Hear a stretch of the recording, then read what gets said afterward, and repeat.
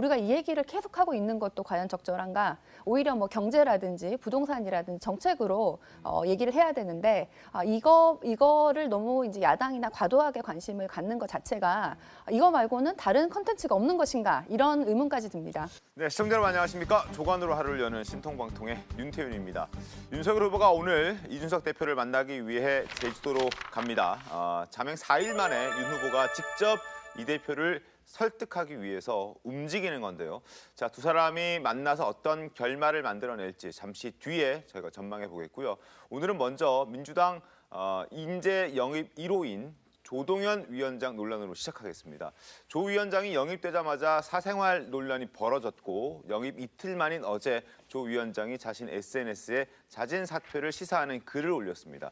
영입 때부터 사퇴 시사하는 SNS까지 영상으로 만나보겠습니다.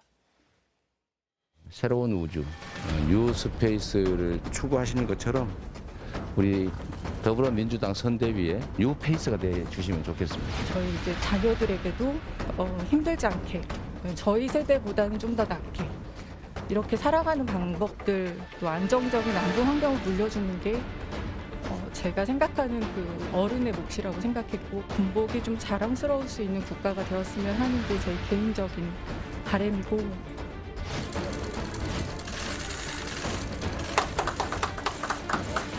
제 개인적인 사생활로 인해서 많은 분들께서 불편함을 분명히 느끼셨을 것이고 분노도 느끼셨을 텐데 그 너무나 송구스럽고 죄송하다는 말씀을, 아이들에게 조금 더 당당하게 일하는 엄마의 모습을 다시금 보여줄 수 있는 기회를 허락받지 못하는 것인지.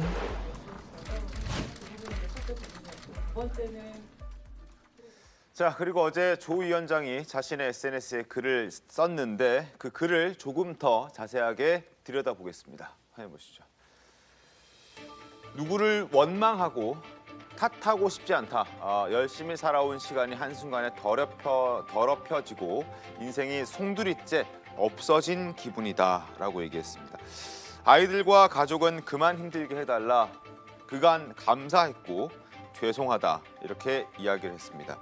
누굴 원망하고 탓하고 싶지 않다 이렇게 밝히면서 사실 저 글을 전체 공개를 했었습니다. 그러나 잠깐 사이에 전체 공개했다가 다시 민주당 측과 어떤 얘기가 있었는지 금방 글을 삭제하고 내렸는데, 일단 지금 전해지는 내용을 보면 송영길 대표도 조동현 위원장이 사퇴 의사를 밝혔다라고 얘기를 하고 있고, 주말쯤 직접 만나서 사퇴 수리를 판단할 계획이다. 그리고 10년 전 일이 공격할 사안인지 국민들께서도 좀 판단해 주십사라고 이야기를 덧붙였습니다. 또 하나 가세연 그리고 유튜브 채널이죠. 강용석 씨를 오후에 고발 조치할 예정이다 이렇게 이야기를 했습니다. 어찌됐든 사퇴 의사를 밝힌 건 민주당에서도 조금 전 인정을 했고요. 이 사퇴 의사를 밝히기까지 과정들을 한번 짚어보겠습니다. 어떤 이유 때문에 사퇴 의사를 밝혔다라고 보십니까, 주영님께서는? 그래서 어떤 본인의 그 사생활, 그게 사실 뭐 검증 대상이라고 저는 생각하지는 않는데, 네. 그런데 그래서 그게 드러났습니다. 뭐 누군가에 의해서 네. 뭐 드러났죠. 그리고 이제 아마 뭐 주변 사람들이 좀 불편해하고 뭐 이런 것들을 제보하고 이러면서 시작이 된 것 같은데 네.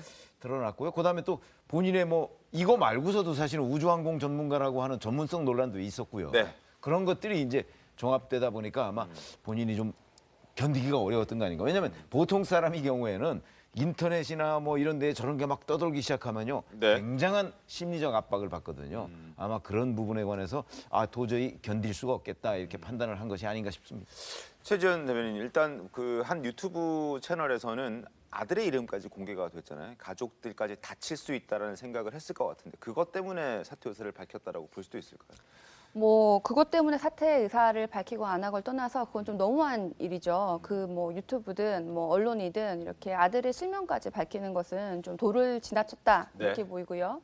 이분이 선대위원장으로서 일을 잘 할 수 있느냐를 묻는 것은 당연한 것입니다. 네. 그런데 이분이 10년 전에 있었던 그 사생활이 선대위원장으로서 적합한지에 대해서는 여러분들이 다르게 생각하실 수도 있는데요. 저는 이것이 좀 적합하지 않았고 과도했다라고 생각을 하고 민주당 입장에서도 영입을 했는데 네. 잘 못 지켜드리고 이렇게 힘들게 해드린 점에 대해서 우리가 사과해야 되고 죄송해야 된다고 생각을 합니다. 동시에 이렇게 아이들 이름까지 실명으로 거론한 데 대해서는 반드시 문제 제기를 해야 되고요. 우리가 아무리 진영을 가지고 싸우고 있어도 어느 정도 선을 넘지 않고 네. 사생활에 대해서는 보호하는 측면이 있었습니다. 저는 어제까지 황보승희 의원이라든지 이런 분의 이름을 올려본 적도 없습니다. 제가 부산의 지역구를 가지고 있는 정치인이지만은 그건 사생활의 영역이라고 생각했고 논평 한번 낸 적이 없습니다. 그래서 이번에 좀 도를 지나쳤고 우리가 어디까지는 선을 지켜야 될지 정치적으로도 좀 정도를 좀 지키면서 정치를 해야 된다고 생각합니다. 알겠습니다. 근데 뭐 저도 그렇게 아들 이름 공개하고 했던 유튜버의 행태는 좀 도가 지나쳤다고 생각합니다. 네.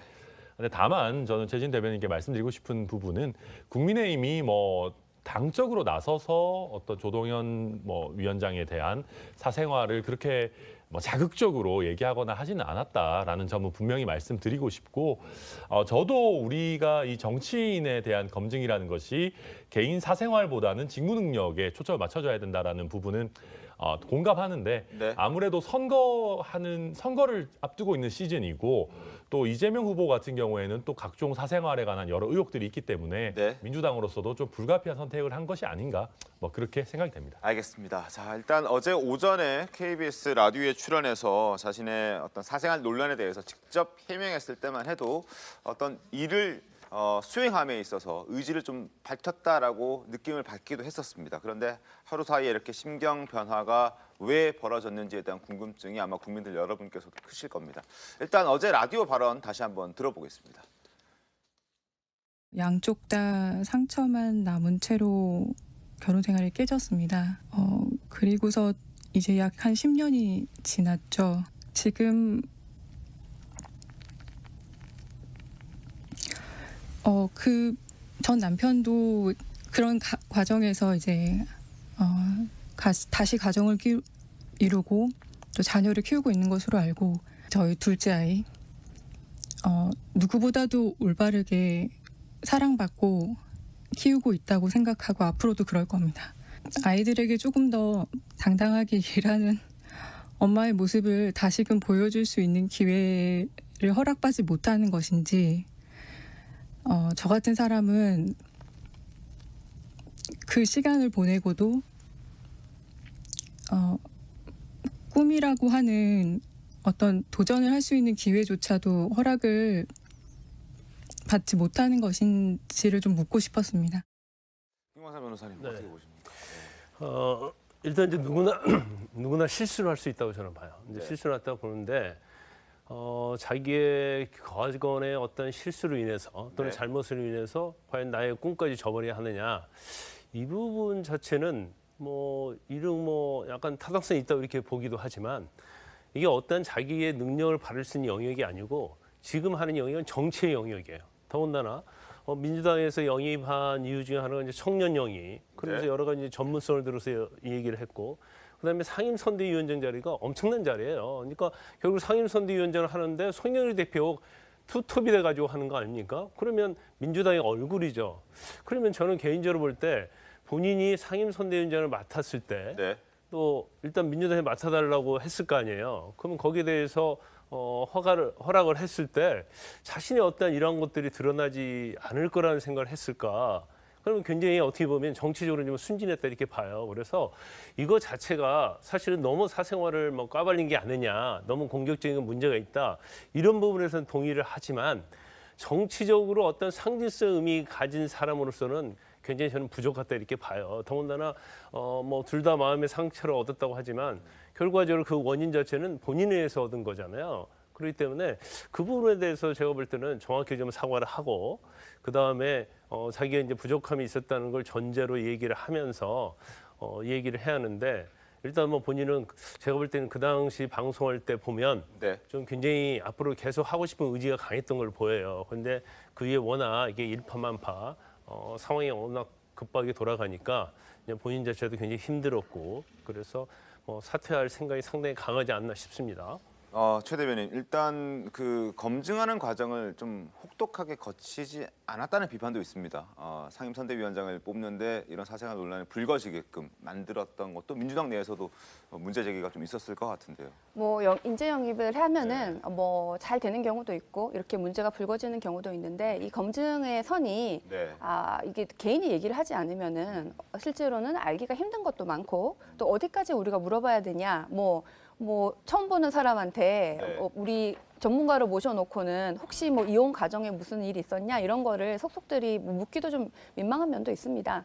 근데 그런 것들도 뭐 저희가 뭐 잘못했으면은 잘못했다고도 할 수 있지만은 네. 사실은 이 인재 영입 자체가 우리나라에만 있고 선진 민주주의는 없는 것이죠. 저도 영입된 케이스인데 뭐 영입이 됐다고 해서 뭐 좋은 것도 있고 저도 어떻게 보면 혜택을 받았지만은 또 그 이후에 어떻게 잘 쓰여지나 이런 것도 보면 사람마다 굉장히 다르거든요. 그래서 이건 뭐 여당이다 야당이다 할 것이 아니라 우리가 당 내에서 자체적으로 인재를 육성하고 오랫동안 정치한 사람들을 키우고 이런 것이 더 필요하지 선거 전에 이렇게 누구를 데려오는 것이 계속될 필요가 있냐 이런 생각은 들고요. 네. 별개로 아까 말씀하신 것 중에 뭐 본인이 아주 이렇게 큰 자리를 졌기 때문에 책임을 져야 된다고 얘기를 하셨는데 저는 이 조동현 위원장이 이 48시간 동안 마음고생도 많이 했고 또 어저께 얘기를 할 때는 뭐 내가 정치적으로 뭐를 해보겠다라고 말을 한 것이 아니라 의혹을 밝히고 지금 상황이 어떻는지 그냥 밝히고 싶었을 것 같아요. 아이들을 생각해서도 밝히고 싶었을 것 같고 그 이후에 뭐 당에서 압력을 넣은 것도 아닌데 본인이 사퇴를 했습니다.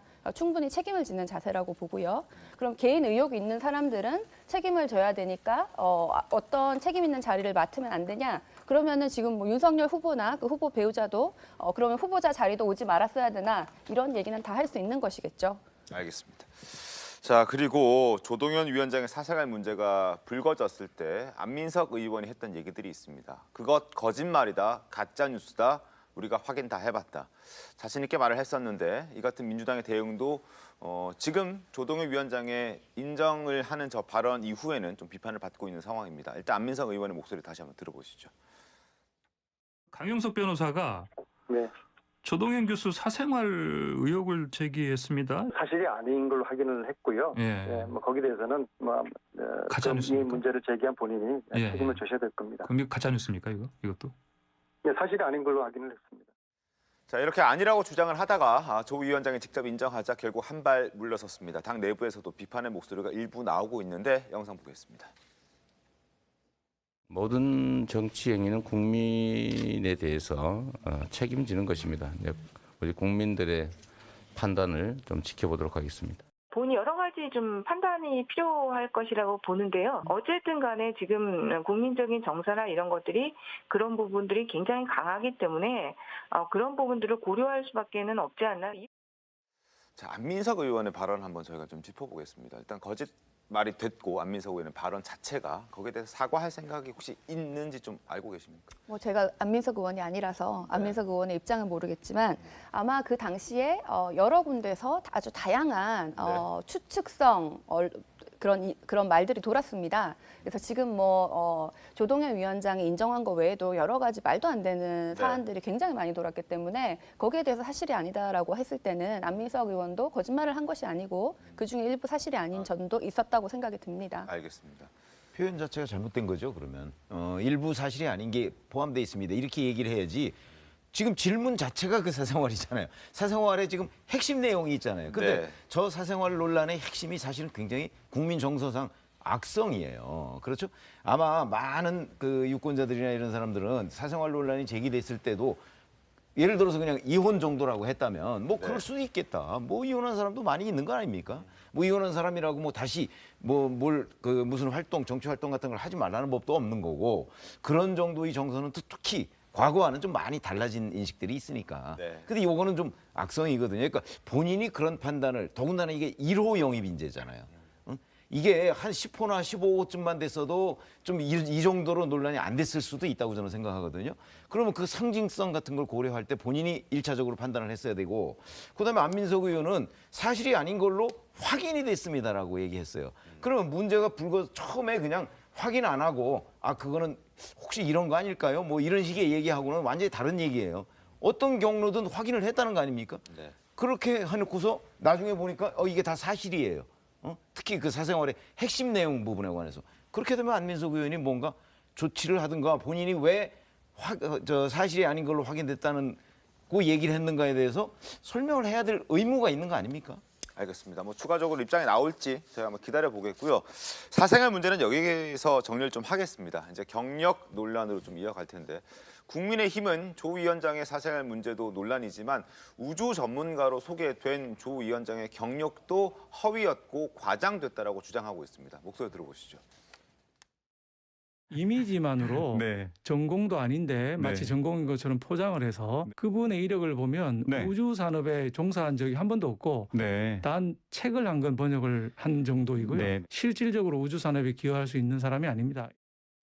자, 반면 민주당은 조 위원장을 영입할 때 조 위원장을 우주산업 전문가로 추켜 세웠고 이런 야당의 비판에 이런 얘기도 했습니다. 전문가로 역량이 부족하다는 지적에 관대한 시선으로 봐달라는 말까지 했는데 영상으로 한 번 더 확인해 보겠습니다.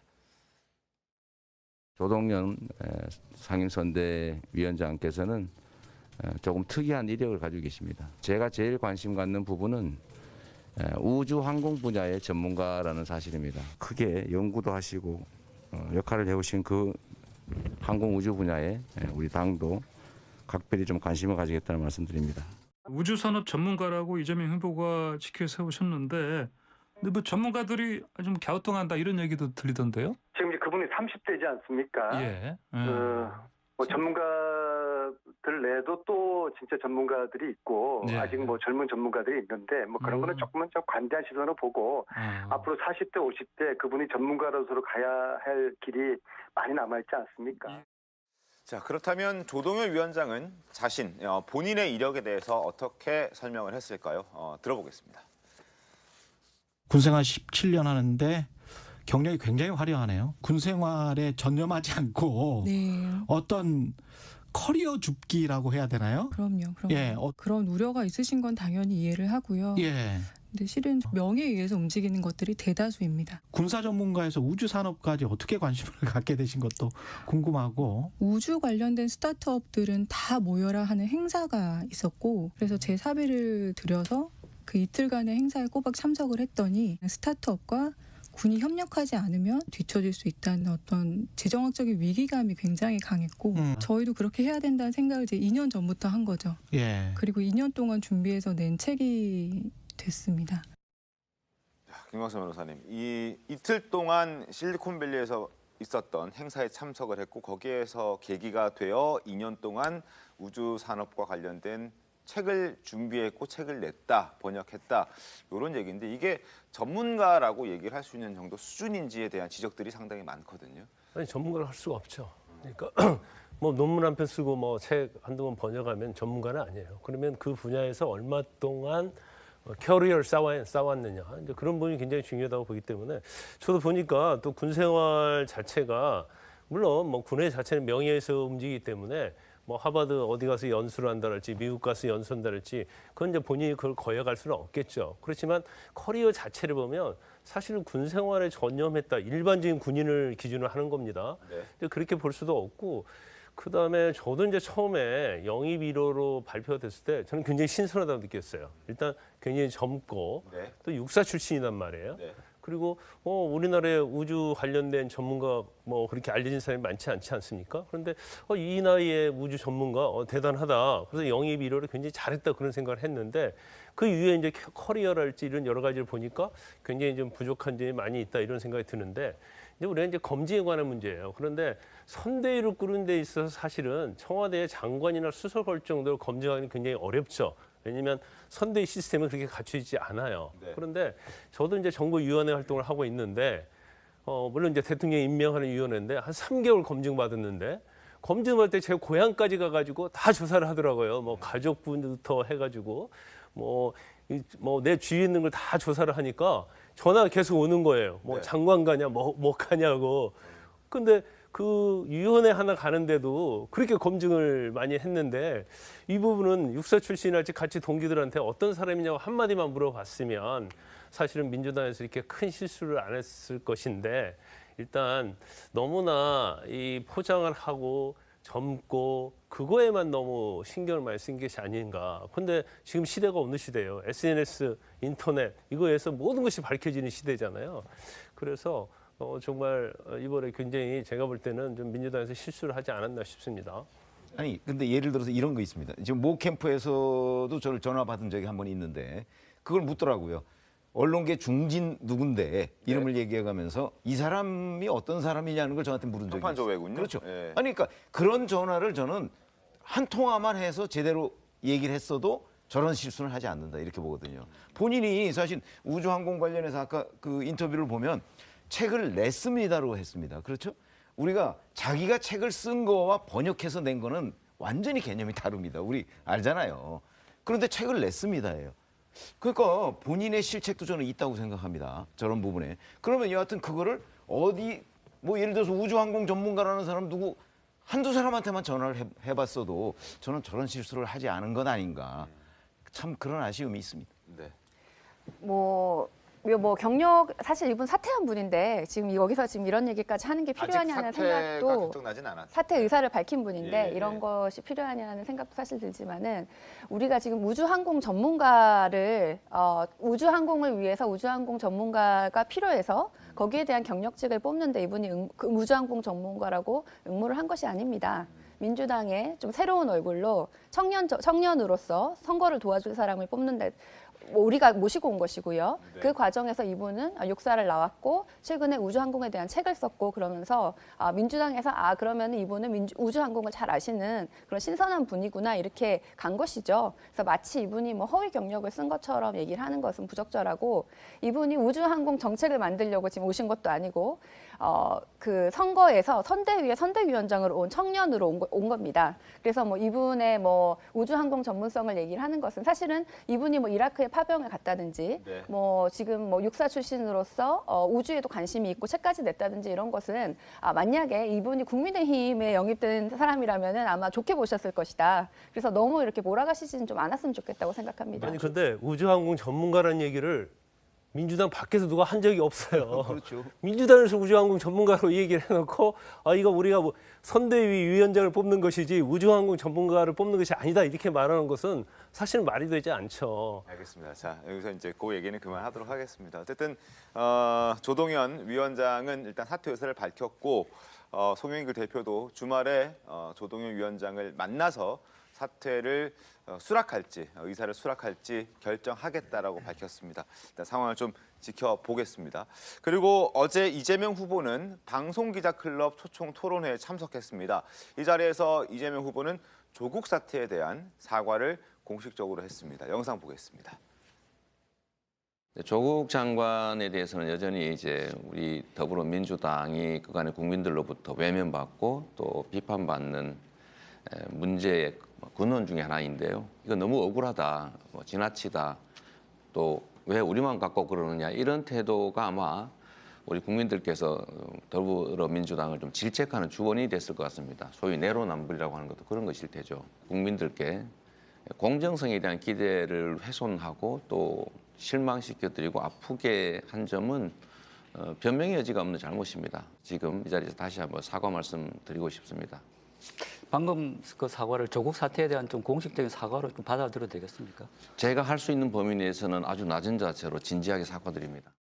선하나 변호사님, 뭐 공식적인 사과를 받아들여도 되겠죠. 네, 조정도 대선 후보가 지금 사실상 당을 대표하는 지위에 있기 때문에 네. 뭐 공식적인 사과로 봐야 될 것이고요. 네. 이런 걸 보면 참 씁쓸한 것이 왜 각 정당과 정치를 하는 사람들은 지지율이 좀 떨어지고 부침을 겪고 위기가 있어야만 정신을 차리는가.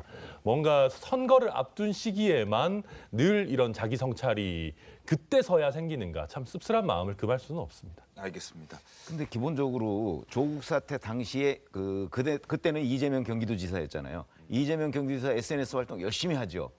근데 조국 사태에 대해서 단 한 번도 언급한 적이 없습니다. 그렇죠? 횟수가 좀 적었던 걸로. 제가 기억하기로는 언급한 적이 없습니다. 그래서 왜 조국 사태에 대해서 침묵하는가라는 기사도 언론 기사도 나온 적이 있고요. 자, 그리고 최근에 조국 사태에 대해서 언급을 했는데 그때도 만약에 뭐 책임이 있다면 그 책임을 져야 한다는 식으로 얘기를 했어요. 근데 지금은 갑자기 사과를 하잖아요. 거기다가 최근에 열린민주당 조국 수호 세력의 대표격이 열린민주당 아닙니까? 네. 근데 열린민주당과의 합당에 찬성을 했어요. 그리고 본인 주변에 조국 수호 세력이 많아요. 뭐 김남국 의원이나 김영미 의원이나 네. 같이 전부 지금 핵심이잖아요. 선대위에. 자, 그런데 조국 사태에 대해서 지금 사과를 해요. 그러면 어떤 게 이재명 후보의 진짜 모습이냐 하는 데 대해서 유권자들이 의문을 갖지 않겠어요? 전 그런 부분에 대해서도 설명을 해야 된다고 생각합니다. 알겠습니다. 자, 그동안 민주당 조국 사태를 두고 갈등이 굉장히 깊었는데 과거 영상 잠깐 보겠습니다. 이제 당에게 어떤 태도를 취할 거냐는 거예요. 핵심은 그겁니다. 이른바 조국 사태, 당에서 책임 있게 표현하는 건 맞다고 봅니다.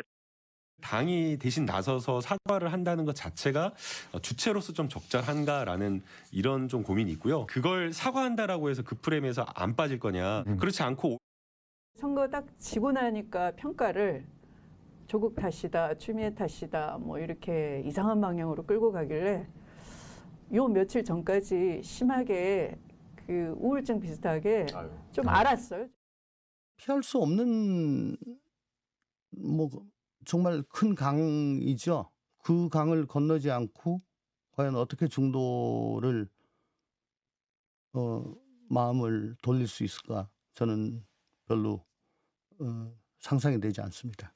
자, 그리고 이재명 후보가 어제 기자클럽에서 사과를 하니까 추미애 전 장관은 왜 사과를 했냐라고 비판을 했고요. 금태섭 전 의원은 이 후보의 진정성을 못 믿겠다라고 말했습니다. 두 사람의 목소리 이어서 확인 좀 해보겠습니다. 자, 먼저 금태섭 전 의원입니다. 조국 수호에 앞장섰다가 지금 이재명 캠프에서 활약하고 있는 김남국, 김용민 의원의 견해를 듣고 싶다. 자, 그들의 목소리를 확인하고 싶다. 진짜 사과하는 것인지, 그분들도 반성하거나 혹은 그렇지 않더라도 이재명 후보가 그분들을 설득하려는 모습이라도 보인다면 그때쯤 가서는 진심이라고 믿을 수 있겠다라고 얘기를 했고요. 자, 추미애 전 장관 목소리도 확인하겠습니다. 대통령 후보도 여론을 쫓아서 조국에 대한 사과를 반복하고 있다. 대통령 후보의 사과를 이용해서 다시 조국은 불공정하다로 한 번 더 낙인 찍게 된 것이다라고 불편한 감정을 숨기지 않았습니다. 지도자가 옳고 그름에 대해 예, 아니오를 분명하게 가르마타지 않고 본질을 애매하게 흐리면 국민이 희망을 갖지 못한다. 조국 사태 사과는 인간 존엄을 짓밟는 것이다 라고 얘기를 했습니다. 최진 대변인님 어떻게 좀 보십니까? 뭐 민주주의 국가에 있는 또 우리 당 이름이 민주당이지 않습니까? 네. 그래서 다양한 의견은 당연히 존중돼야 되는 것이고요. 네. 저는 이분들 말씀이 다들 일리가 있는 부분이 있다고 생각을 합니다. 네. 이재명 후보께서는 대통령 후보고 또 민주당의 후보로서 아예 다양한 의견을 반영을 하셨고 또 본인의 입장을 이제 밝히신 건데요. 네. 다만 제가 작년 초에 처음에 정치에 입문했습니다. 네. 그리고 조국 사태는 그 전에 있었던 일이에요. 소위 우리가 조국 사태라고 부르는 그 일들은 그 전에 있었고 제가 작년 총선에 저는 낙선을 했지만 민주당은 또 크게 이겼어요. 네. 그래서 그 이후에 또 총선 때는 저희가 재보궐 선거 때는 또 크게 졌는데 그러면은 뭐 이 모든 게 조국 탓이다라고 하기에는 그럼 한 번은 왜 크게 이기고 그 전에 있었는데 한 번은 또 왜 크게 지고 이게 말이 안 되잖아요. 여러 가지 일들 중에 하나고 또 뭐 민주당 송영길 대표도 사과를 했고 지금 이재명 후보도 사과를 했고 이런데 우리가 이 얘기를 계속하고 있는 것도 과연 적절한가? 오히려 뭐 경제라든지 부동산이라든지 정책으로 얘기를 해야 되는데 이거를 너무 이제 야당이나 과도하게 관심을 갖는 것 자체가 이거 말고는 다른 컨텐츠가 없는 것인가 이런 의문까지 듭니다. 근데 저는 뭐 방금 최지은 대변인님 같은 생각을 해주시는 게 저희에게 참 유리하다라고 생각이 듭니다. 정책 얘기를 하기 전에요. 국민들이 그 정당과 후보에 대해서 믿을 수가 있어야 됩니다. 이분들이 계속 내로남불하고 위선할 것 같으면 그 사람들이 내놓는 어떠한 얘기도 안 먹히는 거거든요. 그래서 지금 자당의 대선 후보이신 이재명 후보께서도 이 내로남불과 위선의 과거를 털고 가야 된다라고 하셨는데 방금 최지은 대변인께서는 뭐 여러 의견이 있을 수 있고 추미애 장관 의견도 틀린 것은 아니다라고 하면 도대체 더불어민주당 내부에서 정말 조국 사태에 대한 어떤 그 국민들의 그 불만을 제대로 이해하고 있는 것인가? 저는 그 부분이 아주 부족하다 이렇게밖에 안 보입니다. 조국의 강을 건너는 건 굉장히 중요하다고 생각해요. 네. 그리고 이제 조국의 강과 관련된 것은 이재명 후보가 사과를 했잖아요. 그래서 이제 촉발이 된 건데 이제 그 부분은 좀 정리가 필요하다 이렇게 생각하는데 이재명 후보가 단순히 사과를 했다고 해서 이게 강을 걷는 걸 볼 수 있느냐? 저는 그렇지 않다고 보거든요. 일단 이재명 후보가 하는 얘기 중에서 민주당이 잘못했다는 취지로 얘기했어요. 근데 그거에 대해서는 이재명 후보가 얘기를 하고 있단 말이에요. 그럼 민주당이 잘못했으면 민주당이 얘기하는 게 맞다고 보고, 그러면 민주당 내에서도 사실 선대위에서 중요한 역할을 맡고 있는 추미애 전 의원이랄지, 뭐 김남국, 김용민, 어떻게 보면 윤석열 후보하고는 굉장히 각을 세웠지만 조국과 관련해서는 엄청나게 선봉에 섰던 사람들 아닙니까? 근데 그런 사람들이 민주당 내에 존재를 하고 계속적으로 관련돼서 조국의 어떤 수호적인 입장을 취하고 있는데, 단순히 후보 하나가 난 사과를 한다 해서 이게 강을 건널 수 있는 문제는 아니다 이렇게 봐요. 그래서 아마 민주당 내에서도 입장을 정리해서 사과하기는 저는 굉장히 어렵다고 봐요. 그렇지만 결과적으로 안고 갈 수밖에 없는 거고, 그럼 이제 대통령 선거에서 사실 이제 국민들이 판단을 하시겠죠. 알겠습니다. 후보 하나라고 말씀하신 건 좀 지나친 것 같고요. 이재명의 민주당이라고 말씀을 하셨고 후보가 사과를 했습니다. 그리고 송영길 당대표는 훨씬 더 빨리 몇 달 전에 사과를 하셨죠. 그래서 그런 일들이 지금 민주당에서 있었다는 말씀을 드립니다. 알겠습니다. 일단 민주당도 조국의 강을 반드시 건너야 하는 상황이라 건너겠다는 의지가 좀 강한 것 같습니다.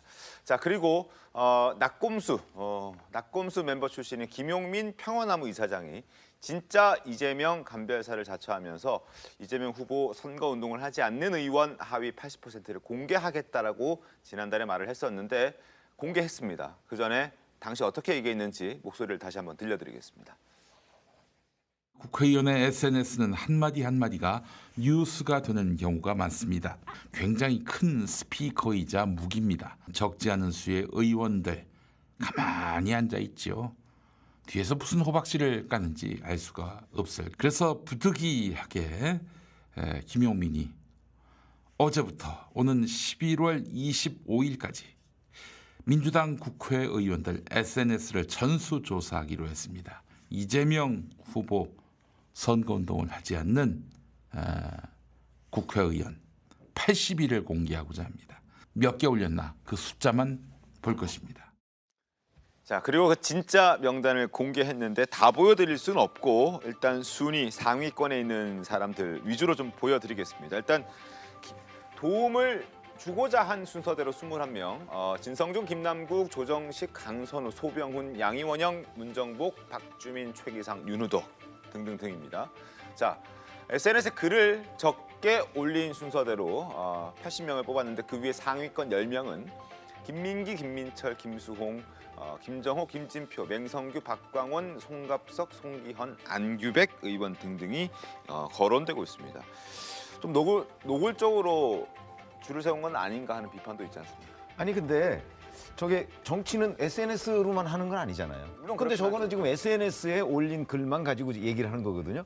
그 저는 뭐 적절한 거 아니라고 봐요. 예를 들어서 SNS 아닌 다른 방식으로 이재명 후보 뭐 지원 활동을 할 수도 있는데 네. 자기가 그냥 SNS에 이거 셌다 그래서 이렇게 올려놓는 것 뭐 그런 것이 적절하냐 이것도 물론 논란이 있을 수 있을 것이고 그다음에 또 본인이 글쎄 뭐 저런 거를 할 수 있는 정도의 어떤 수권을 누구로부터 받았느냐 뭐 이런 것도 잘 모르겠고 저는 민주당 의원들이 동의하지 않을 것 같은데. 그러니까 SNS가 아무래도 요즘 파급력이 좀 상당하다라고 판단을 했고 180명에 이르는 민주당 국회의원들이 SNS를 적극적으로 한다면 그 영향력은 더 커질 것이다라고 김용민 이사장은 판단한 것 같은데 당내 의원들의 분위기는 어떻습니까? 불만 없습니까?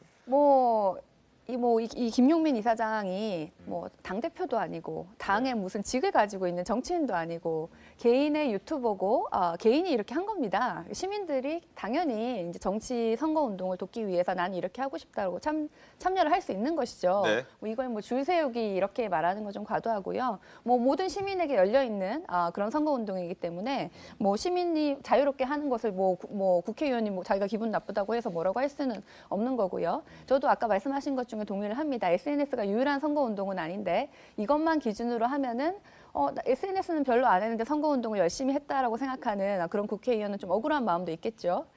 그럼에도 불구하고 우리 당에서 지금 정말 열심히 하자, 이재명을 꼭 대통령으로 만들자 이런 분위기에서 시민이 우리 국회의원들은 얼마나 열심히 하나 이렇게 좀 더 분발하라 이런 각성의 메시지로 냈다고 생각합니다. 김용민 씨가 사실 이제 민주당 내 인사가 아니에요. 그래서 저렇게 하는 것은 본인의 자유다고 봐요. 그런데 그래도 약간 우리가 연상을 해보면 2015년도에 진박 간별 그런 얘기 많이 나왔잖아요. 근데 그 자체는 당내에서 있었던 거거든요. 근데 김용민 씨가 외부에서 이렇게 행위를 하는 것은 결국 이재명 후보를 적극적으로 돕기 위해서 하는 거 아니에요? 근데 이게 과연 도움이 될지 모르겠어요. 제가 볼 때는 오히려 간표인으로 작용할 가능성이 크다 이렇게 봅니다. 네, 알겠습니다. 자, 그리고 지금부터는 며칠 전부터 인터넷에 돌아다니고 있는 윤석열 국민의힘 후보 욕설 의혹 영상을 좀 보여드리겠습니다. 이게 욕설인지 아닌지를 두고 갑론을박 중인데 시청자 여러분들도 한번 들어보시고 판단해 보시기 바랍니다.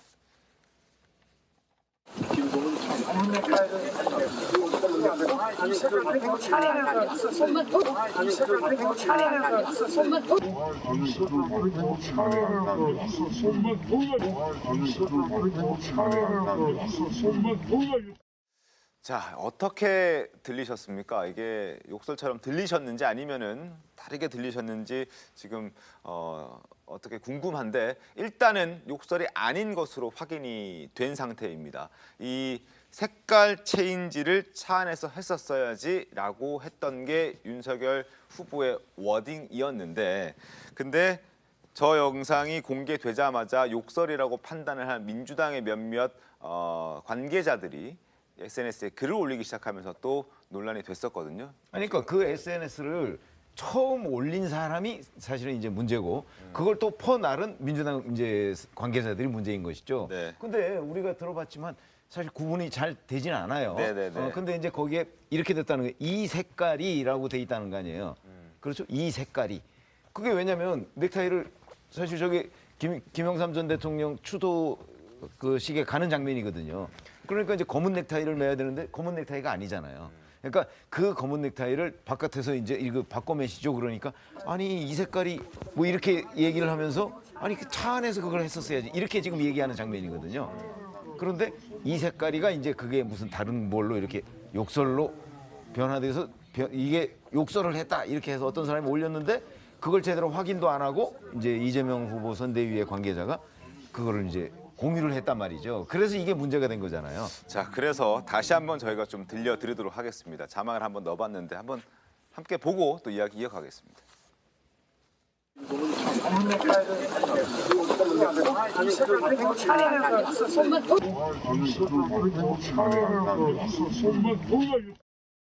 자, 그러니까 이 새 X가 아니라 저래도 모르겠네. 저도 약간 헷갈리긴 하죠. 그래서 이 색깔 체인지는 차 안에서 했었어야지 이게 이제 워딩이라고 확인이 된 거거든요. 근데 민주당에서 확인도 제대로 안 하고 섣부르게 좀 확인 안 한 거는 뭐 누가 했는지 모르겠지만 사과하셔야 될 일이라고 생각을 합니다. 다만 이제 이 당시에 좀 너무 웃긴 상황이고요. 근데 이 당시에 지금 이 윤석열 후보의 상황이나 이렇게 내려보는 이런 태도나 이런 것이 좀 사람들이 봤을 때는 이게 좀 강압적이다. 주변의 이야기를 듣는 사람들의 그렇죠. 이게 지금 막 이렇게 고개를 이렇게 내려보잖아요. 아마 그 당하는 상대가 혹시 국회의원인가요? 아무리 대선 후보라고 이용 의원입니다. 아 그래요? 네. 수행이니까. 아무리 대선 후보라도 한 나라에서 선출된 국회의원한테 저렇게 강압적으로 쳐다보고 얘기를 하니 그 보는 사람 입장에서는 좀 너무하다라고 생각하다 보니 그 애매한 얘기가 욕처럼 들렸을 수 있고요. 사실은 이 태도의 문제에 대해서는 사실 우리가 뭐 2030 뭐 청년 얘기를 하는데 계속 저런 태도를 가지고 계시는 것이 적절한가 이런 생각이 듭니다. 민주당에서 확인 안 한 관계자는 이경 부대변인인데 여기에 대해서 이제 김병민 국민의힘 선대위 대변인이 또 비판의 일침을 날렸습니다. 들어보겠습니다. 대한민국에서 욕설하면 가장 쉽게 떠오르는 정치인이 누구인지는 이재명 후보가 제일 잘 알고 있지 않습니까? 형수 욕설 녹취를 통해 지난 과거를 돌아보기 바랍니다. 자, 어쨌든 저 영상으로 인해서 가짜뉴스 유포에 대한 어떤 경각심을 다시 한번 우리가 또 생각해 봐야 되지 않을까 싶습니다. 자, 지금부터는 본격적으로 국민의힘 이야기를 좀 해보겠습니다.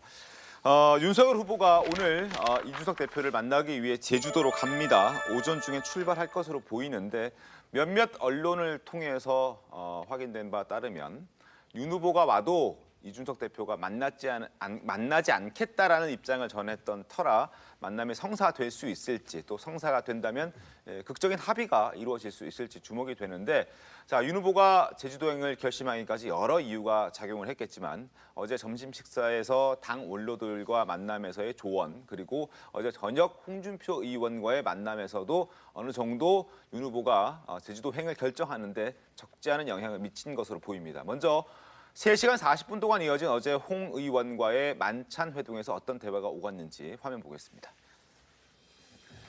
자, 뭐 많은 대화들이 오갔겠지만 중요한 내용은 이거였습니다. 우선 제주도로 가서 이준석 대표의 갈등부터 해결해라.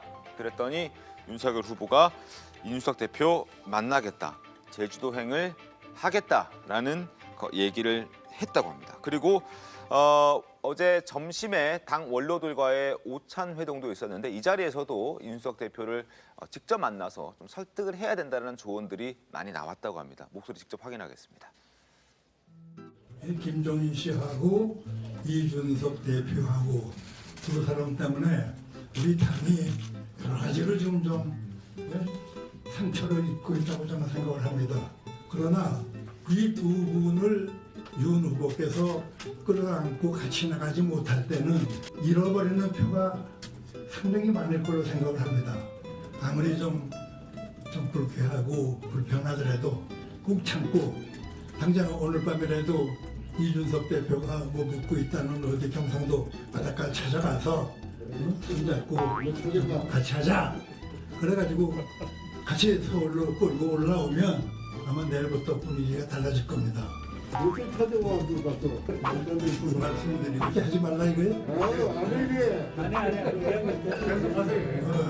그래서 하여튼 이자 바다가 모든 겨울물을 끌어안듯이 윤 후보께서는 마음에 들든 안 들든 싫든 좋든 전부 내 편으로 만드는 게 지금 중요합니다. 자, 불쾌하고 다소 불편하고 답답하고 뭐 화가 날지언정 어쨌든 다 끌어안아라 이 얘기를 어제 하루 종일 점심 저녁에 다 들었던 것 같은데 결국 그래서 이제 오늘 가기로 결정한 거잖아요. 그렇죠. 근데 저 고문단 오찬에서 사실은 저게 굉장히 의미 있는 얘기예요. 이제 신경식 전 의원 같은 경우는 그 YS 김영삼 그 옛날에 민자당 대표 최고위원 당시에 네.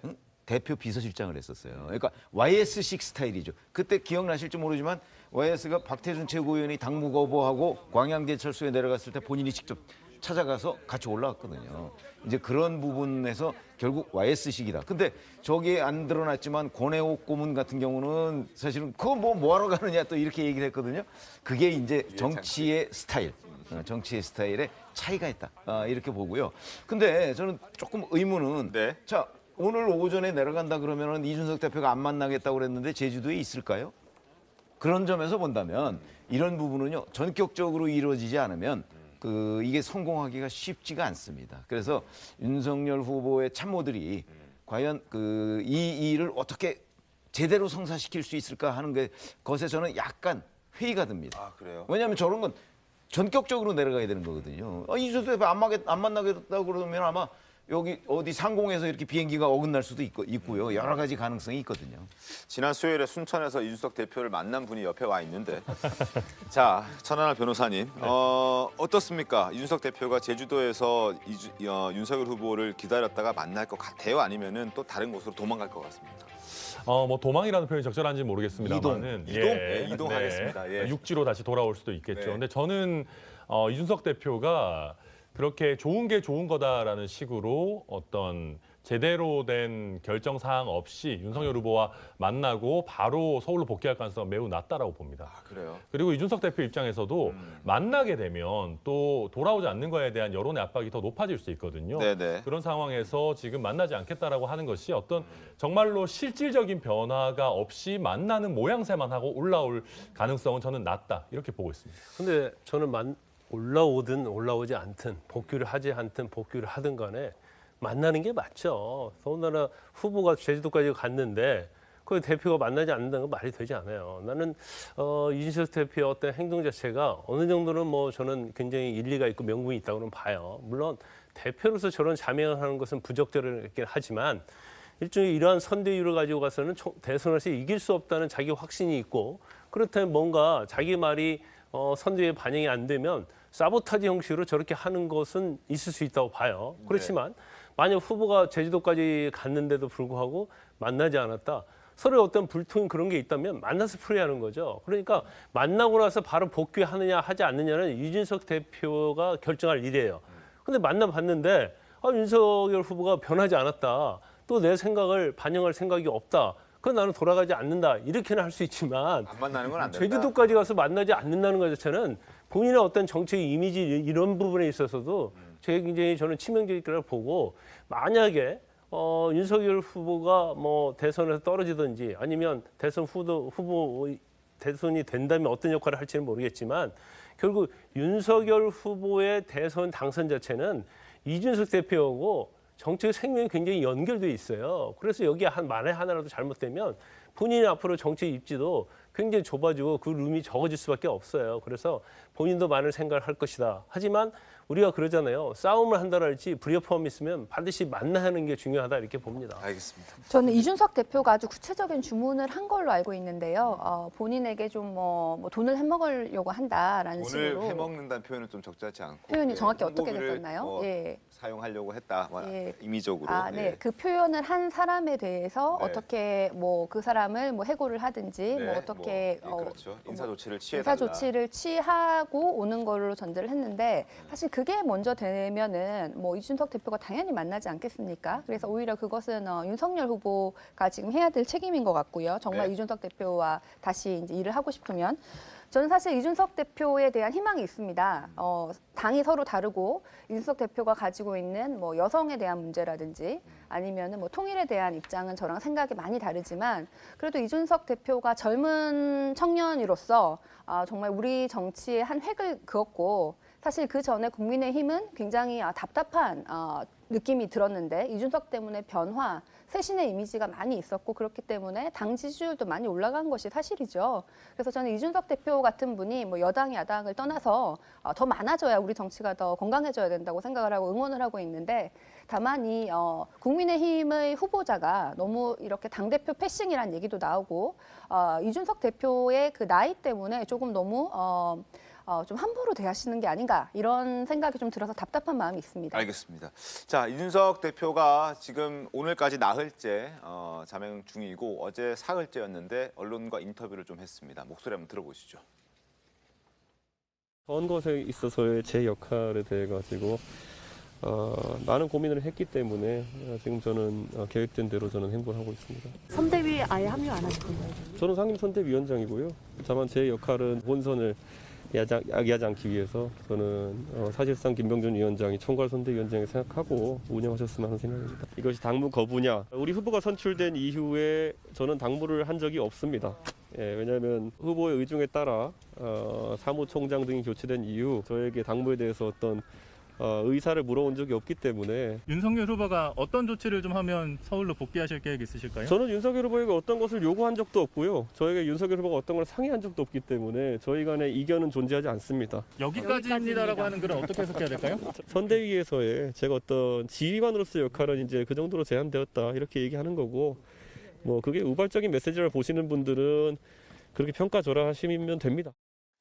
자, 이준석 대표가 부산을 갔다가 여수 순천 갔다가 지금 제주도에 있는 것으로 알고 있는데 순천에서 변호사님 만났을 때 뭐 어떤 얘기들 좀 주고받았습니까? 왜 이런 자명을 선택하게 됐고 뭐 때문에 SNS에 글 올렸고 왜 지금 이렇게 돌아다니고 있는지에 대해서 쭉 얘기한 적 없어요? 그럼 이게 일단 쉽게 말씀드리면 아까 이제 김광석 변호사님도 말씀하셨지만 이기고 싶은 거예요, 이준석 대표도. 자기도 30대에 대선을 이긴 당대표가 되고 싶은 건데 이대로 가서 과연 그렇게 할 수 있겠느냐. 그럼 그 불만의 핵심이 뭐냐면 사실 윤석열 후보의 뭐 소위 요즘 윤석열 핵심 관계자라고 하죠. 네. 윤핵관이라고 하는 사람들에 대한 굉장히 큰 불신과 불만이 있는 겁니다. 이 사람들이 무능하면서 굉장히 교활하다. 오히려 후보와 대표 사이의 관계를 이간질하면서 선거를 이상한 방향으로 끌고 가고 있다라는 거에 대한 굉장히 강한 비판이 있었었고요.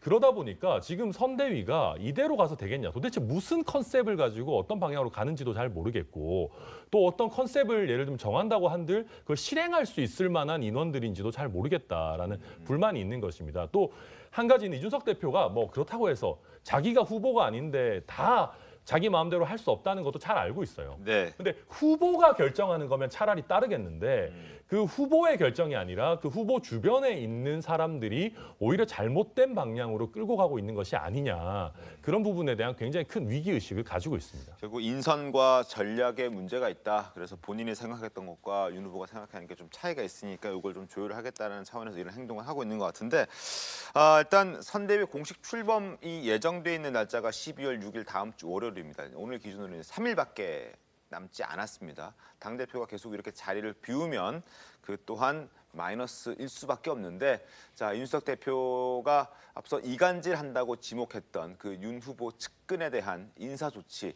요구하고 있는데 그에 대한 입장을 한번 이 대표의 목소리를 통해서 확인해 보겠습니다. 그 핵심 관계자 말로 언급되는 여러 가지 저에 대한 모욕적인 발언들 지금 상황을 악화시키고 있는 것이다. 특히 이준석이 홍보비를 해먹으려고 한다라는 취지의 발언을 했던 인사는 후보가 누군지 아실 겁니다. 아신다면은 인사 조치가 있어야 될 거로 봅니다. 핵심 관계자가 누구든지 간에 말하는 것은 자유입니다. 그런데 그것이 당과 후보를 위해 도움이 되는지는 본인이 판단하고 있어야 되고 그분은 심지어 사람에게도 충성하지 않는 분인 것 같습니다. 본인의 사리사욕에 충성하는 분인 것 같은데 후보라고 통제가 가능하겠습니까? 좋습니다. 감사합니다. 인사 밝히신 적 있으세요?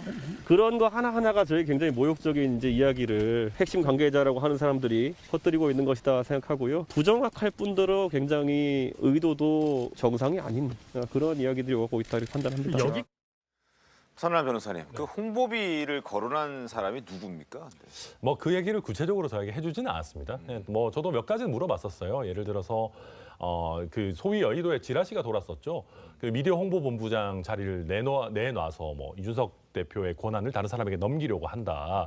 그런 것들이 여러 차례 지라시가 돌았었는데 제가 그 부분에 대해서 물어봤을 때 최소한 후보나 아니면 공식적인 선대위에서 홍보본부장 자리를 빼앗아가려는 시도는 없었다. 그 부분을 확인은 해줬고요. 그런 연락을 받은 적은 없다. 네, 그런 건 없었다. 그런데 다만 자기가 알기로도 지금 저런 얘기를 하는 측근들이 있고 심지어 그 얘기가 후보 면전에서 하는 사람이 있다라는 거를 지금 이준석 대표가 직접 얘기를 한 셈인 거죠. 그러니까 이준석 대표가 천안 변호사께 얘기는 하진 않았다. 네, 핵심 관계자가 한 명이 아니고 이제 복수로 있고 그리고 이게 굉장히 문제인 것이 어떤 이준석 대표를 무시하고 이준석 대표 없이도 선거를 치를 수 있다라고 하는 것이 그 핵심 관계자 복수의 사람들이 공통으로 가지고 있는 생각이 아니냐. 그런 문제의식을 이준석 대표가 갖고 있는 상황입니다. 김종인 없이도 가능하다고 했던 그 사람들과 비슷한 그렇죠. 사람일 수도 있겠네요. 아니 근데 저희는 이제 정치 취재를 오래 했잖아요. 그러면 이 여의도의 정치 세계라는 것이요. 늘 저런 일들이 있을 수 있습니다. 그렇죠? 뭐 핵심 관계자를 자처하는 사람도 있을 수 있고 또 후보를 파는 사람도 있을 수 있거든요. 그리고 저거보다 훨씬 더 모욕적 언사도 다 있어요. 그런데 이준석 대표가 신경 써야 될 부분은 그런 사람들이 아니고 본인은 대표잖아요. 그리고 선대위원장이에요. 그러니까 만약에 그런 얘기를 들으면 본인이 직접 불러서 그 사람을 질책할 수도 있어요. 중요한 거는 그 사람들이 아니고 후보입니다. 그러니까 무슨 얘기냐면 후보가 그럼 그 사람들 얘기 듣고 정말 이준석 대표가 이거 뭔가를 어떻게 하려고 하는 것 아니냐라고 생각을 했느냐 안 했느냐가 중요한 거지 그 사람들이 뭐라고 후보 앞에서 얘기를 한다는 거는 그다지 중요하지 않다. 저는 그거를 이준석 대표가 좀 구분할 필요가 있다고 생각을 합니다. 사실상 저 얘기를 그러니까 후보가 그런 생각을 후보는 지금 1부터 100까지의 여러 가지 얘기를 다 듣고 있을 겁니다. 그중에서 자기가 정말 필요 없다고 생각하는 아마 95 정도는 전부 다 자기 머리에서 지워버릴 거예요. 그거는 윤석열 후보만 그런 게 아니고 이재명 후보도 마찬가지일 겁니다. 그러니까 후보의 생각이 어떠냐는 것을 이준석 대표가 물어보고 확인하고 하는 것이 중요하지 그 앞에서 누가 뭐라고 했다는 거는 그렇게 중요하지 않습니다. 근데 결국 그러니까 윤석열 후보에게 이준석 대표가 홍보비를 전용하려고 한다라고 얘기를 한 사람을 질타하기보다는 사실 그 얘기를 듣고 윤 후보가 그거 아니다라고 얘기하지 않고 끄덕거렸다면 만약에 그러면은 사실 이준석 대표는 윤 후보를 공격하는 게 되는 거잖아요. 그렇죠. 뭐 후보가 최종적으로 뭐 무한 책임을 지는 것이니까요. 근데 이제 이준석 대표가 느끼는 것은 그 윤 후보의 핵심 관계자들이 이준석 대표가 필요 없다라는 그런 생각을 많이 공유하고 아마도 윤 후보와 그런 식의 대화를 많이 주고받고 있기 때문에 실제 윤 후보가 이준석 대표와 어떤 상의를 한 바가 없다라고 이준석 대표는 생각하고 있고 그렇게 표현까지 하고 있는 거거든요. 그래서 그게 그런 주변에서 이간질하는 핵심 관계자들이 악영향을 미치고 있다라고 보는 거죠. 거기에 윤 후보도 포함되어 있을 가능성이 있고. 네. 홍보비를 뭐 전용하려고 한다. 이건 굉장히 지엽적인 거예요. 그러면 사실이 이준석 대표가 없는 자리에서 누가 그런 얘기 할 수 있죠. 이준석 대표에 대해서 비호감을 가지고 있는 사람이 공개해서 할 수는 있는 얘기예요. 근데 이게 이 자체가 선대위에서 공론화가 돼가지고 그런 어떤 컨센서스가 있었다면 모르겠지만 그런 게 아니단 말이에요. 근데 저는 이제 개인적으로 볼 때 이준석 대표의 어떤 심정에 어느 정도 동의를 하는 이유 중에 하나가 뭐냐면 현재 선대위를 이루는 과정을 보면 어떤 변화와 혁신일지 쇄신의 모습이 전혀 보이지 않아요. 그리고 마치 이전에 대선에서 했던 것처럼 피라미드식 또는 구태 이런 거에 너무 몰입이 돼 있지 않는가. 그리고 사실은 지금 선대위가 꾸리지도 않았음에도 불구하고 문고리 3인방, 뭐 윤핵관 이런 얘기가 나오잖아요. 이런 거 자체는 윤석열 후보에게는 굉장히 치명적이라고 봐요. 그래서 이번 기회에 이준석 대표의 저는 자명이 예방주사라고 생각하고 아마 처음부터 모든 거 허물고 다시 시작하지 않으면 사실은 이번 대선이 굉장히 어려웠다고 저는 생각합니다. 알겠습니다. 자, 국민의힘 지도부는 일단 이준석 대표의 복귀 조건을 잘 마련해 주는 것도 중요하다 이렇게 얘기를 하고 있습니다. 선대위 구성을 무한정 늦출 수도 없고 또 출범식이 곧 3일 앞으로 다가와 있기 때문에 마음이 급한 겁니다. 자, 김재현 최고위원과 김병준 위원장의 목소리 이어서 듣겠습니다. 우리가 조건을 잘 마련해 주는 것이 중요하지 않겠습니까? 당연히 예정대로 치러야죠. 그 전에 오실이라고 뭐 확신하고 있습니다. 확신을 하실 수 있는 근거는 뭘까요? 그 뭐 당연한 일이니까요. 당 당연한 대표께서 당연히 참석하시지 않겠습니까? 만약에 이준석 대표가 6일 다음 주 월요일 선대위 발족식에 참석을 안 하더라도 발족식은 예정대로 가는 겁니까? 그 부분에 있어서 제가 명확하게 지금 대답을 드리기보다는 이것도 역시 이제 우리가 협의를 해봐야 될 일이지만 기본적으로 선대위 구성을 무한정 늦출 수는 없거든요. 그래서 서로 노력해가면서 일정에 맞추도록 노력해야죠. 선대위 구성 무한정 늦출 수 없다. 일정을 맞추도록 해보겠다라고 김병준 위원장 얘기하고 있고 김재원 최고위원은 당연한 거다라고 이제 얘기를 하고 있는데 아마 그런 바람이 좀 섞여 있는 그런 발언이었던 것 같습니다. 어쨌든 선대위 출범식이 예정된 대로 따지면 12월 6일 다음 주 월요일인데 이 자리에 이준석 대표와 함께 꼭 참석했으면 하는 사람이 또 있죠. 바로 김종인 전 비대위원장인데 공교롭게도 어제 윤석열 후보가 당 원로들과 점심 식사를 하는 장소에 김종인 전 위원장도 같은 식당에서 식사를 했다고 합니다. 물론 같이 식사한 건 아닌데 일단 우연히 만났습니다. 어떤 이야기가 오고 갔을지 영상으로 확인 좀 해보겠습니다. 다른 약속 있어봤어요? 오늘 마침 윤 후보가 여기 있어가지고. 윤 후보가 지금 여기 식당에 있는데요. 혹시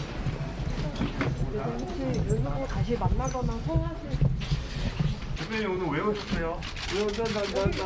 개인 약속 때문에 오신 거예요? 친구 만나러 온 사람을 갖다가 아이고 마침 또 여기가 오찬하길래 다른 분들도 네. 김종인 위원장님이 여기 계시거든요. 아니 뭐 손님하고 계신 거 아니에요? 네. 잠깐 인사라도 하고 가시는 건 어떠신지? 아니 방향 안 되시면 잠깐. 그거 하나 빼면은 가면 끌게. 네, 말씀. 아니 여기 고등학교 동창 친구분하고 둘이 식사를 하고 계신데. 얘기는 따로 나누신 건 없는 거죠? 인사만 하고. 그렇죠. 악수만 하고 가였어. 이준석 대표가 자명이 좀 길어지고 있는데요. 그건 난 전혀 몰라요. 무슨 일인지. 후보가 좀 포용해서 더 이렇게 연락을 취해야 된다고 보시는 거예요? 그건 난 모른다니까 그건 물어봐. 현재 그 후보 측에서 좀 이상한 얘기하는 핵심 관계자 축출하겠다 뭐 이런 얘기 계속 하는데 나는 전혀 모른다니까. 답답한 상황이 계속 연출되고 있는 거 아니냐 이런 얘기도 나오는데. 나는 이런 상황에 대해 난 전혀 모른다고. 몰라서 내가 뭐 할 말이 없어. 인사하러 간 거 자체가 위원장님 모시고 싶은 어떤 제스처가 아닌가 싶은데 어떠세요? 한 말씀만 해주시면 안 될까요? 자, 최진 대변인님, 일단 저 모습을 제3 입장에서 바라보실 때는 어떻습니까? 뭐 우리나라 개그보다 정치가 더 재밌다. 뭐 그게 좀 이해가 되고요. 네. 굉장히 대조가 됩니다. 지금 이재명 후보 같은 경우에도 민주당의 주류 인사는 아니었습니다. 네. 그런데 후보가 된 다음에 민주당의 이재명이 아니라 이재명의 민주당이다. 이렇게 선언을 하고 당의 뭐 사무총장이라든지 주요 당직자들이 다 인선을 이제 사퇴를 하고 게다가 이재명 후보가 임명을 했죠. 그래서 당을 정말 아주 빠른 시간에 장악을 했고 후보가 장악을 하는 동시에 그렇다고 송영길 대표의 힘이 빠졌느냐 그건 아닙니다. 뭐 어저께 영입된 김영희 PD 같은 경우에는 뭐 몰래카메라 이런 것도 찍으신 분이 아주 유명한 PD인데 국민의힘으로 가려고 하다가 송영길 대표가 상고초려해서 민주당으로 왔다 이렇게 얘기를 하거든요. 그래서 그 당대표하고 후보하고 이렇게 각자의 역할이 있는 것이고 또 후보가 당을 장악하고 이 모든 것이 지금 국민의힘하고는 너무 대조가 되는 것이죠. 국민의힘은 윤석열 후보가 당을 장악한지도 모르겠고 서로 뭐 윤석열 후보의 측근에 대해서 뭐 교활하다 이런 단어까지 지금 나오고 있고 네. 또 뭐 이준석 대표는 뭐 옆에 있지도 않고 그래서 이런 보는 모습을 보면 뭐 민주당으로서는 뭐 계속 이렇게 하시라 이렇게 말씀드리고 싶습니다. 알겠습니다. 자, 국민의힘도 이런 민주당의 를 의식하고 있을 겁니다. 그래서 아마 물밑에서 김종인 위원장을 영입하는데 계속해서 노력하고 있는 것으로 알고 있고 아마 주말 사이에 많은 일들이 벌어질 수 있습니다. 그리고 윤석 대표 오늘 윤석열 후보 만난다고 하니까 또 어떤 소식이 들리는지도 귀를 쫑긋 해보도록 하겠습니다. 자, 다음 순서 가겠습니다. 자, 오늘 핫한 사람들을 만나보는 시간인데 첫 번째 인물 만나보시죠. 자, 허영만 씨입니다. 만화가 허영만 씨인데 오늘 밤 8시에 방송되는 이 허영만의 백반기행에 대통령 선거를 앞두고 이재명 후보와 윤석열 후보가 출격합니다. 동시 출격합니다. 먹방을 선보인다고 합니다. 예고편 함께하겠습니다. 시간입니다. 아주 큰 사건이 있는 날입니다. 안녕하세요. 예. 아유, 오랜만에 반갑습니다. 반갑습니다. 아이고, 선생님. 예. 만나서 뵈어서 영광입니다. 아이고. 정치인들 너무 많이 먹잖아요. 이제 그만하자. 제가 제일 뻔했습니다, 사실. 가정법원 가서 도장 찍고 하자. 민심이라는 게 하나씩 모여서 백반 밥상이 아닐까.